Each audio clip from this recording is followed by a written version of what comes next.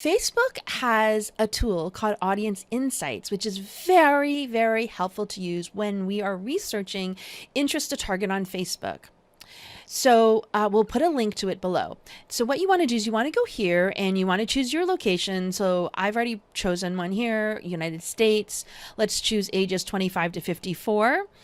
And you can see right away it's going to give us some numbers over here. So let's be a little bit more specific. Let's say, for example, I want to target people who are interested in Infusionsoft, which is a marketing software. So let's put in Infusionsoft here. And you see here now it's updated. So let's take a look here. Well, my demographic is 60-40 men. I can see relationship status. I can see job titles and things like that. This is a good time to measure this against your market research blueprint that you've created to see if you're on the right track. But what I like, which is more interesting, is clicking here on page likes. Now, sometimes this doesn't populate if the audience is too small, but this one is pretty big, right? And it's now showing us, hey, look at this. Pages that these people like. So people interested in Infusionsoft tend to also be interested in these other things. So Keep, that's the name that Infusionsoft changed its name to. That makes sense. Shopify, okay, that would make sense to me. That's interesting. WeWork, I might not have thought of that. Okay, they're also interested in ClickFunnels. Great. So now I'm getting some ideas of an interest group that I could put together if I'm looking for people who are interested in Infusionsoft. However, don't get too excited because some of these interests cannot be targeted on Facebook, even though they show it here. So they're showing you their page. ClickFunnels is a great example. A lot of people would love to target ClickFunnels in Facebook. So Facebook, I don't know how they come up with their interests, but they're just not all available. And doesn't seem to have anything to do with how large the audiences are. So it's not like as soon as an audience gets to a certain size, it becomes an interest you can target. For example, I'm going to start typing in here ClickFunnels. And if you notice, nothing comes up. Nothing, I think there's like here, ClickFun Casino is the closest thing that comes up. So even though I know that they like this page, I can't use it as an interest. So you need to check things out. Like, okay, I know Female Entrepreneur Association is an interest you can target. So you can put that in here. Okay. You can also pull down a little bit further. You can go advanced, and here are some other things that you can use as well to further narrow it down. So for example, maybe you find that your target market is married. So we can choose that. And maybe they have kids. So maybe you want to choose parents. You can choose all parents, right? And so let's take a look here. Now you can see it's actually starting to change a little bit live as we do that. And it's giving us other interests. We can keep adding to here if we want. Another thing we can look at is down here. These are page likes. So this is what they think people like already. And down here is what people are likely to like. So let's just go back to only Infusionsoft. So we have some nice clean data here. Let's go down here and you can see Infusionsoft, they're very likely to like Keep. Oh, that's interesting. They're very likely to like Amy Porterfield, who I know is an interest. And we already knew ClickFunnels up there. Frank Kern is also an interest I know that you can target on Facebook. So now it's starting giving me more ideas here. And what you can do is you can just, open this up in a new tab, do it again and again and again, and then keep a little notepad close by you where you can just start keeping track of all the interests of this interest group that you want to put together.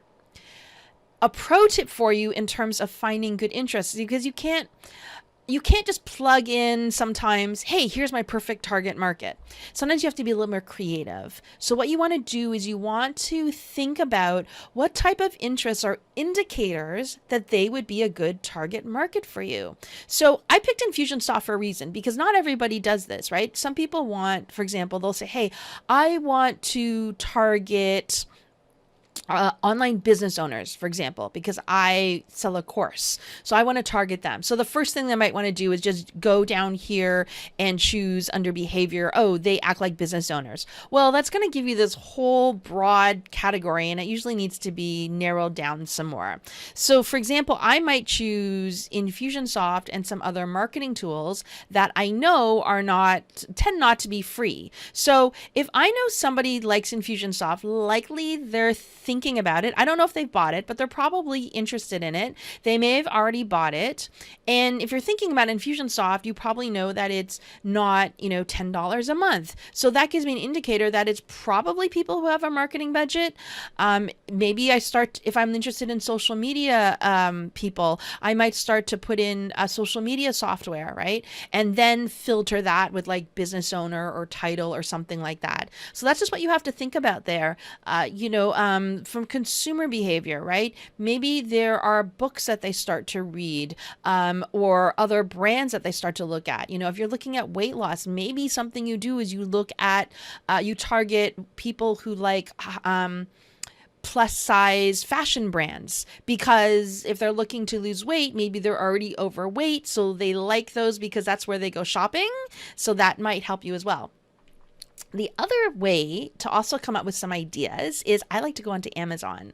So I'll go onto Amazon, and I've just pulled one up here as an example for you. And I pulled up a popular book that I think my target market would like. Again, go back and do your target market blueprint if you haven't already. So go do that. But come back here, and if you have some books that they might like, look them up on Amazon, or look up the bestsellers in the categories on Amazon. So say, for example, 7 Habits of Highly Effective People. We know it's a really popular book. Well, look what happens when you scroll down here. You see, what other items do my customers buy after viewing this? Now, this is interesting. It's given me a couple other books. Oh, look at this. This I know is a very popular book, How to Win Friends and Influence People. And I bet Dale Carnegie is an interest in here. He is.